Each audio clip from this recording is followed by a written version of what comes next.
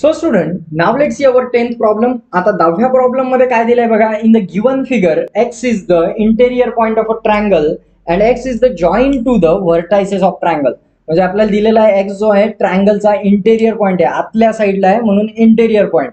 आणि तो कसा आहे, DEF या तिन्ही पण व्हर्टायसेसला हा पॉइंट जॉईंट आहे म्हणून असं म्हटलेलं आहे. आता समोर बघा काय म्हटलंय, सेगमेंट PQ पॅरलल DE. आता यामध्ये PQ जी सेगमेंट आहे ही DE ला पॅरलल आहे.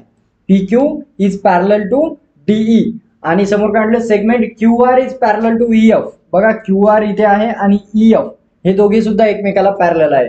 समोर म्हटलं fill in the blanks to prove that segment PR parallel to DF. म्हणजे आपल्याला ह्या फिल इन द ब्लँक्स दिलेल्या आहेत, ह्या फिलअप करायच्या आहेत आणि प्रूव्ह करायचं आहे की PR जी आहे ती DF ला पॅरलल आहे. तर हे प्रूव्ह करण्यासाठी आपल्याला ही ऍक्टिव्हिटी सॉल्व्ह करावं लागणार. आणि त्यानंतर आपल्याला बघा फायनली इथे खाली दिलेलं आहे PR पॅरलल DF. म्हणजे काही हिंट्स सुद्धा दिलेले आहेत आणि त्या हिंट्सच्या आधारे आपल्याला हे सॉल्व्ह करायचे. त्यानंतर बघा आपण या अगोदर बेसिक प्रोपोर्शनॅलिटी थेरम हा शिकलो होतो, त्याचा converse of basic proportionality theorem हा सुद्धा शिकलो होतो. तर आता त्या थेरमच्या बेसिसवर आपल्याला हा प्रॉब्लेम सॉल्व्ह करायचा आहे. तर चला सुरुवात करूया. बघा इथे आता काय दिलंय, प्रूफ मध्ये दिलंय इन ट्रायंगल XDE. सर्वात अगोदर यांनी या मोठ्या ट्रायंगलचा एक छोटा पोर्शन घेतला आहे XDE, म्हणजे या साईडचा हा ट्रायंगल घेतलेला आहे. या ट्रायंगल मध्ये PQ parallel DE, PQ DE ला पॅरलल आहे. आणि आपण बेसिक प्रोपोर्शनॅलिटी थेरम नुसार शिकलो होतो, जर का लाईन्स ह्या पॅरलल असतील आणि पॅरलल लाईन एका ट्रायंगल मध्ये असतील तर त्यांच्यामुळे तयार होणाऱ्या ज्या साईड्स असतात त्यांचे सुद्धा रेशो इक्वल असतात. तर बघा आता इथे आपल्याला दिलेलं आहे, हे तर गिवन आहे, सो मी इथे गिवन लिहिणार, हे गिवन आहे. त्यानंतर बघा XP. आता XP जी ही साईड आहे ही या छोट्या ट्रायंगलची साईड कोणाला इक्वल आहे, PD ला. सो आता मी इथे लिहिणार PD. आणि हा जो रेशो घेतलाय आपण या दोन साईडचा हा कोणाला इक्वल असेल, बघा QE दिलेला आहे पार्ट, दुसरा पार्ट आहे XQ. So XQ by QE equals to XP by PD. आणि हे कशावरून लिहिलं आपण, from the basic proportionality theorem. या थेरम मध्ये हे सांगितलेलं होतं की लाईन्स जर का पॅरलल असतील तर त्यामुळे तयार होणाऱ्या ज्या साईड्स आहेत त्यांचा रेशो सुद्धा इक्वल असतो.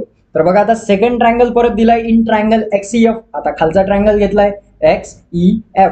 आता या ट्रायंगल मध्ये बघा दोन लाईन परत पॅरलल दिसतात, QR आणि EF. बघा QR पॅरलल EF.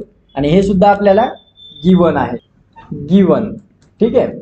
तर आता हे गिवन दिलेलं आहे आपल्याला.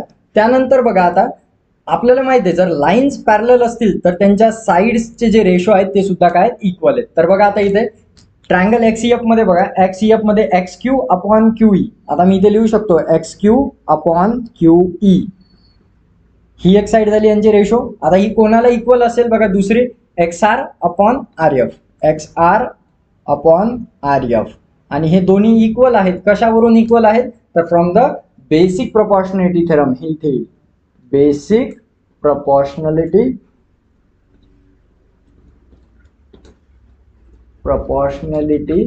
थेरम. ठीक आहे. बेसिक प्रोपोर्शनॅलिटी थेरम नुसार हे काय इक्वल आहेत रेशो.